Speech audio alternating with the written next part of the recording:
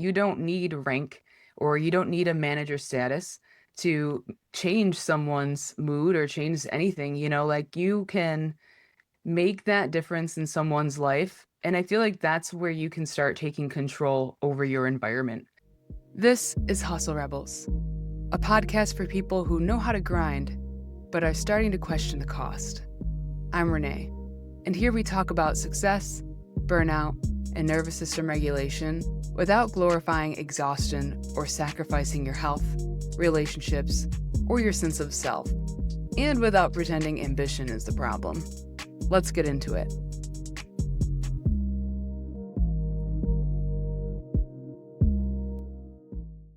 Welcome back to Hustle Rebels. This is part 2 of my conversation with Steve Bisson. Steve is a licensed mental health counselor and the owner of Straight to the Point Therapy. He works closely with first responders and high performers who are carrying more than they're willing to admit.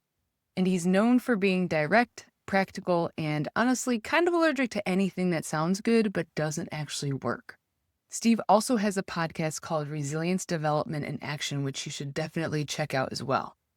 In this episode, we get into the badge of honor culture around exhaustion, what real leadership actually looks like when someone is struggling, why being human matters more than rank or credentials, and the subtle signs to pay attention to when your work stress starts bleeding into the rest of your life. And if you haven't listened to part 1 yet, go back and start there. We talked about workplace toxicity, why high achievers stay way too long in environments they know are harming them, and why mental health is still treated like something to just push through instead of something that actually should be addressed like every other bodily injury. All right, here's part 2 of my conversation with Steve Bisson. Yeah, and I feel like it definitely even ties into that badge of honor, right? We joke about it a lot, especially in the first responder world, is, you'll sleep when you're dead, you just keep pushing through. It literally is a badge of honor to be like, oh, I just worked a 36-hour shift. It's like, oh, you worked 36? I just worked a 48-hour shift. It's like you're one-upping each other. And it's like, why? That there's nothing cool about not sleeping for 48 hours and then thinking you could provide proper care. Like, why would you think that that's cool? Like, I used to do it, and thinking back, I'm like, if I had a paramedic that showed up to treat my mother or my father and they were on their 46th hour of work, no, no, I would not Right. want that. So why is that a badge of honor, and why do you think that we, as, a professional, how do we train people out of that mentality? And what does that look like for leadership as well? Well, leadership has to lead by example. And what I mean by that is when someone is struggling, don't suspend them. Don't make them pay the price. Go talk to them and see how they're doing. I'm good. I'm good. Listen, if you were doing good, we wouldn't be having this conversation. I'm not trying to get you in trouble. What's going on? And I think that leadership on a corporate level to a department level has to work that way. As a therapist, people think, oh, your job's so hard. I just observe what's in front of me. And that because I'm acute, I pay attention to that. People are like, oh, you pay attention. That's all we really need for the mental health. That's what leadership needs to do. You see a colleague struggle. Um, your colleague cries every day when they get to their cubicle. You can't, like the first time you check and then after that it gets uncomfortable. No, don't get uncomfortable going, damn, Rachel, what the hell's going on? Are you okay? And you can pay attention and be mindful of that. Let yourself be open. You as a colleague, like I know I'm a therapist and all that, and I'm not crapping on my profession, but you as a colleague in the corporate world to the non-corporate world to police, you're paying attention to the person, and if they look like crap and all that, you don't need to be rude about it. But you're like, wow, you're having a hard time. They ain't looking good. And I know that that sounds super cold, but who are struggling will be like, someone noticed. Because sometimes that's all people want. They want someone to notice. I mean, I don't know about you, but it certainly happened to me when I was having a hard time when my dad had cancer. I was having a hard time in general. The best one I ever had is a colleague who I rarely talked to, who worked in the building I worked at, came in like, I don't want to be mean, but you've been looking really like crap in the last couple of days. And then I had a 15-minute cry slash information session about my dad's illness. I don't know if I felt great about it, but I felt a little liberated afterwards. And the other person, just because they opened that up, are someone that I continue talking to regularly because they let me have my moment. I think stop thinking that giving a moment to someone means they're going to dump on you all the time. You can set limits and boundaries. That's your job as a human being, frankly. But if someone's having a hard time, don't look at it and try to run away or look the other way. Oh, Jimmy looks like he's drinking every fucking day when he comes in. Then say something. You don't need to embarrass him in front of people, but grab him on the side. Say, hey, Jimmy, you know what? Vodka doesn't smell much, but I can smell it. So there's got to be a problem here. I don't want to do it in front of people. What can I do to support you? I know that that sounds absolutely harsh if you think they're just listening to the podcast right now. But Renee smiled, and I know a lot of people who are listening to that smile because they're like, gee, I wish someone did that for me. And I think that that's why, like, for me, go check on Rachel. Yeah. Well, I can tell from experience that when I was at my darkest point at my last apartment, that there was many times where I just wished someone had reached out to me, because one of the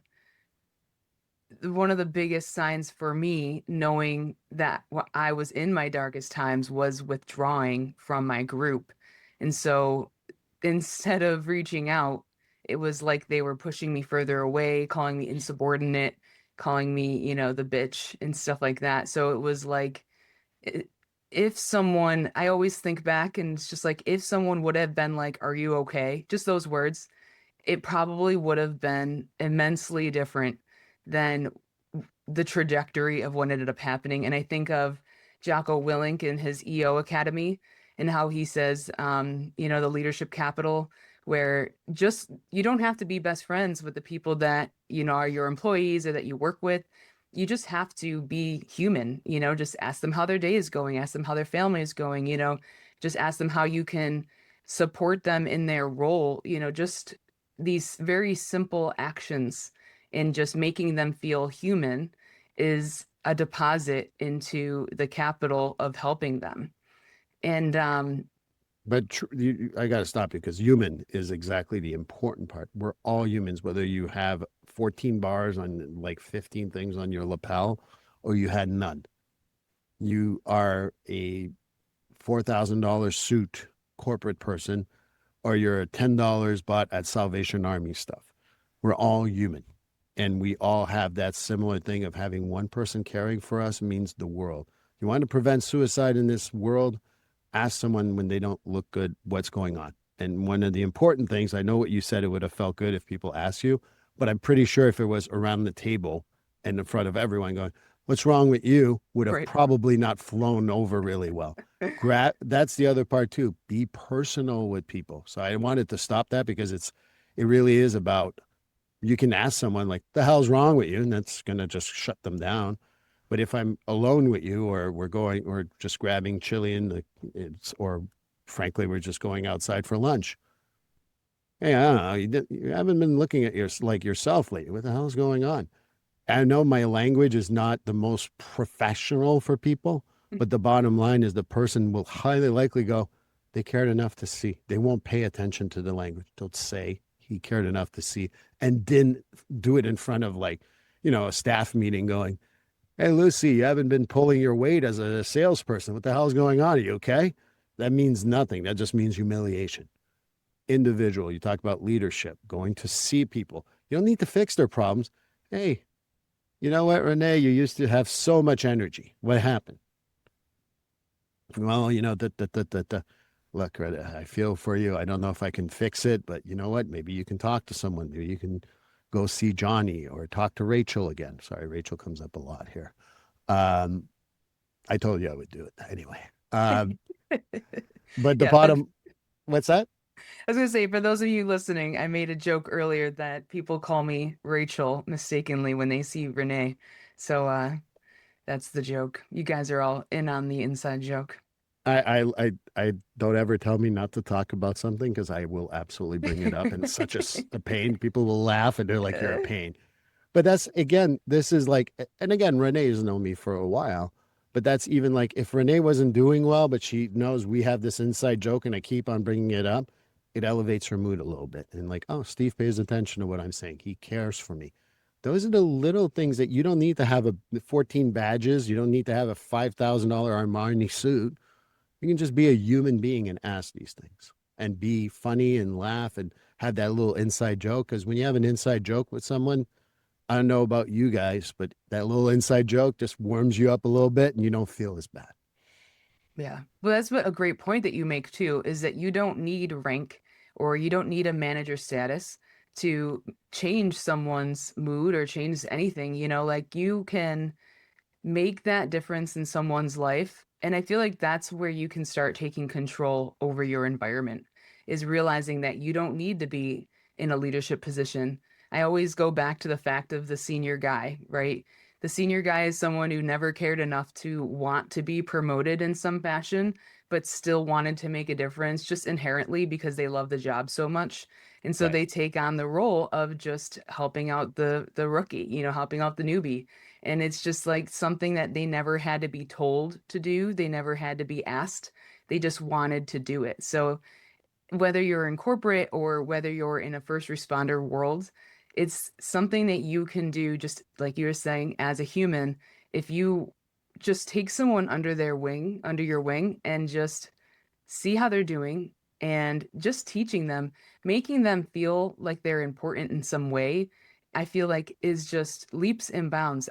Those are the main people that I can remember that had helped me through. Without, if I probably went up to them and was like, "You made such a huge impact in my last 10 years of my fire career," they'd probably be like, "I never knew that," because they never intended to do that, and they're not like huge leadership rank or anything. I, you, the other part that I want to add is you don't need masters to care for people. I don't, just because I have a Right. master doesn't even mean I care more for people. In fact, I might be actually colder. I don't think I am, but it could be. That's the other part too. Well, I don't have the psychology. Do you know how to talk to people? Yes, then you have the psychology ability. A piece of paper doesn't make you better at that, just a piece of paper. I think that's what you talk about rank and all that. I tell people like where I learned most of my life is my family. Like I'm white collared, right? I sit in a freaking chair and I let people talk to me and I make money off of it. But I grew up like my uncle was a farmer, the other one was a mechanic, others work in the supermarket. My cousin, who's the same age as me, has run 3, 4 supermarkets. And I've learned more from that crowd than sitting in a classroom ever. And I think that that's what I tell people. It's not about education, it's about paying attention. And when you talk about emotions, I can give you every book in psychology. It's not going to make you more emotionally smart. But if you learn how to talk to people and pay attention, Right. that's what makes you emotionally smart. Yeah. And we've talked about this before because I'm trained in brain spotting, but I'm obviously not a licensed therapist or counselor. And that's something that's so beautiful about brain spotting, is that as long as you're in a profession where you are helping people, you don't need to have that background of a degree or anything of that nature. And it's just proof is in the pudding of how you can help people in this type of space without having those types of degrees of the paperwork behind you. It's really just a money grab at the end of the day. It's all a money grab. And you talked about it. It's a perfect example. I do EMDR and I'm proud of doing eye movement desensitization and reprocessing. I am trained. I am not certified just because I don't want to pay for the Money extra, grab. yeah, the money grab. So, but I've done it for 10 years and I know people who've done it with me and they would tell you that I'm pretty good at it. Right. I don't know why it needs I personally don't know why it needs a degree personally. But brain spotting to me is actually faster and more effective. And it's definitely something in my list of what I want to do. And lo and behold, you don't need a license in mental health to give that. And I'm not putting down my profession. I'm just saying being human and learning what to do in the right way, you don't need the education. You don't need the paper. You don't need the state telling you you're good. You just have to have a willingness to learn and pay attention. And brain spotting, as much as I do. I'm learning about it a little bit right now. It's not about, oh, you know what? I read this one study that said that. No, brain spotting is like, it's about observation, paying attention to the person in front of you. That's it. That's all it is. Yeah. I'm simplifying, I know, but you understand what I mean. It's, to Oh no, me, absolutely. It really, I mean, at the end of the day, it's a lot simpler than people actually make it out to be because it's a lot more of the person healing, allowing their brain to process and heal itself, which, taking out the ego of a lot of therapists, which is oh yeah, hard to do. and the hustle, the stuff that you got to remember is what I've said to people. I've seen 10,000 people, and I have healed zero. I've given them, a lot of them, resources in order for them to heal themselves. That I've done significantly well. But I've never healed a human being. I've never fixed a human being. Hell, I'm still working on me. Never mind healing other people. But the tools that you can give just by being there. There's people who said to me, wow, you're a good listener. I didn't even intervene, but being there to listen gave them the hope they wanted. That's not a degree. That's not, you don't need to be up the corporate ladder. I don't want to chase that stuff anyway. Be a human being with another human being, and the human being will be really grateful for that. I don't know. It seems like a pretty simple principle for me. Right. Speaking of which, for someone who's listening and realizing this is me, I am that person who is working for a badge of honor and I am overworking myself. I'm on the verge of over burnout and no one's reaching their hand out for me. What would be the first honest step that they should take to help heal themselves, or where should they turn to? Well, it's a good question. I think that they got to start paying attention to their own symptoms and their own stuff. That's number one. How to reach out for help? Look, I'll be perfectly honest. Therapists who are good are usually full, and the therapists who are not are either new or maybe not as good. So finding a therapist is not always what I recommend. I'd say pay attention to yourself, pay attention to what you're feeling, and start taking time off. And if people say, well, what about this? What about that? If you are working because you're afraid of losing your spot, it's probably not a good job for you. Because if I went out sick for 3 months right now, I have, not every week, but I have 70 clients total. Guess what? I would guarantee at least 50 would be like, no, I'll wait till you're back. I care for you. People don't care if if you are not feeling well, take the time off. And if you need the time off, pay attention to why you need the time off and pay attention to those symptoms. If you can get a therapist, that's great. But also pay attention to what you like. Because if you're no longer, you get home and you want to go, you see your wife Rachel and you're like, I don't even want to talk to her, then pay attention to that, because now you're taking your job at home, because now the one that you love is no longer the person you want to talk to. If Renee calls me on my cell phone, but because I've just done with my job and I'm sick and tired of it, but I don't know it, and I see Renee's name and I go, ugh, pay attention to that for real, because Renee didn't do anything to you. She just called you. But that's where you pay attention to these little things. If the rest of the world is annoying you, but you're not willing to talk about it at work or say that they're doing, that's another sign to me. If you're hurting your relationships outside of work, that's definitely a big sign to me. Is that what you were looking for? I don't know. Yeah, no, I feel like that's a great landing point to end on, unless you have any final thoughts that you want to leave them with. No, I don't. I just think that, I know you're going to do this, but I really appreciate you letting me be on. This is something that I'm very excited about, being on your podcast. I am a listener of the podcast. Yes, I didn't listen to this week. I understand, but give me a break. And, truthfully, that's, once you realize that you don't need to hustle to be successful, you'll actually hustle less and be more successful. It's really strange, but it's the truth.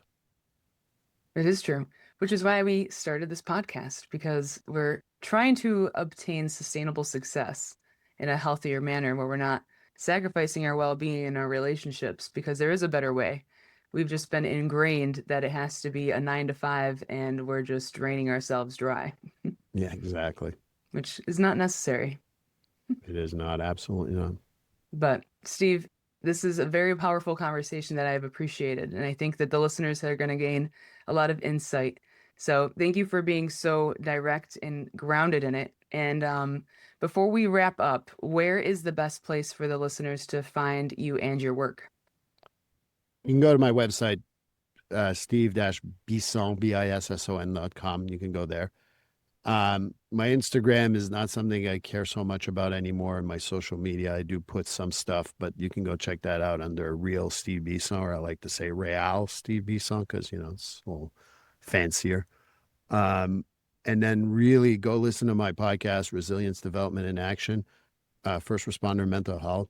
Even if you're not a first responder, I think people can benefit from the conversations we have. And I have Renee on, I want to say about 3 months ago. So if you want to go back and listen to that, we had a powerful conversation exactly on this subject. So please go back. But that's the 3 best ways to reach me.